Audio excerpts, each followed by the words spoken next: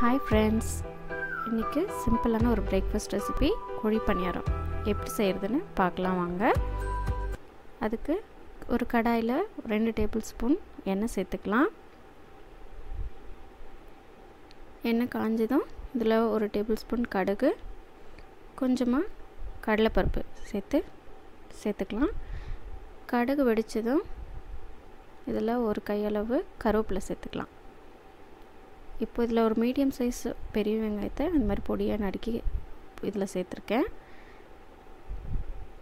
இது கூட ஒரு 2 பச்சை மிளகாயை இந்த மாதிரி சின்னதாக கட் பண்ணி இதில் சேர்த்துக்கிறேன். இப்போ இதை நல்லா வதக்கி விட்டுக்கலாம் ஒரு 2 நிமிஷத்துக்கு. இந்த வெங்காயம் சீக்கிரம் வதங்குறதுக்காக இதில் ஒரு 1/2 டீஸ்பூன் உப்பு சேர்த்துக்கிறேன். 2 நிமிஷத்துக்கு வதக்கினதுக்கப்புறம் இதை கொஞ்சம் நேரம் ஆற விட்டுருங்க. இப்போது இட்லி இல்லைனா தோசை மாவு நான் தனியாக எடுத்து வச்சுருக்கேன். இப்போ அதில் நம்ம அந்த வதக்கின வெங்காயத்தை இதில் சேர்த்துக்கலாம். இது கூட ஒரு கையளவுக்கு கொத்தமல்லி சேர்த்துக்கிறேன். இது கூட ஒரு 2 கேரட்டை நான் இந்த மாதிரி துருவி ஆட் பண்ணிக்கிறேன். இப்போ இந்த மாவை இதோடு நல்லா மிக்ஸ் பண்ணி கலந்து விட்டுக்குங்க.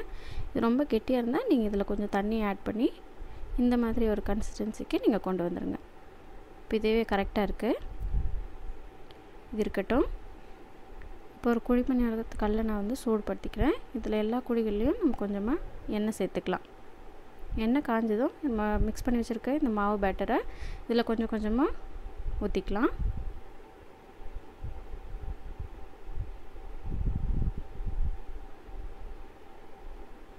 பாருங்கள், இந்த மாதிரி எல்லாம் வச்சதுக்கப்புறம் ஒரு 2 நிமிஷத்துக்கு அப்புறம் பார்த்திங்கன்னா ஒரு பபிள்ஸ் வரும்.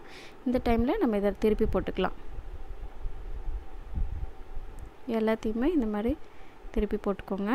இந்த மாதிரி கோல்டன் கலராக 2 சைடும் வர வரைக்கும் நம்ம இதை வேக வைக்கணும்.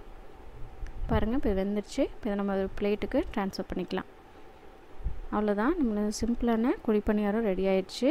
இதை வந்து நீங்கள் பிரேக்ஃபாஸ்ட் இல்லைன்னா ஈவினிங் டைம் ஸ்நாக்ஸாக கூட நீங்கள் பரிமாறலாம். இந்த குழி பணியாரத்துக்கு மேட்சிங்காக நம்ம ஒரு தக்காளி சட்னி, தேங்காய் சட்னியோட சர்வ் பண்ணால் ரொம்ப டேஸ்ட்டாக இருக்கும். மீண்டும் அடுத்த வீடியோவில் சந்திக்கலாம்.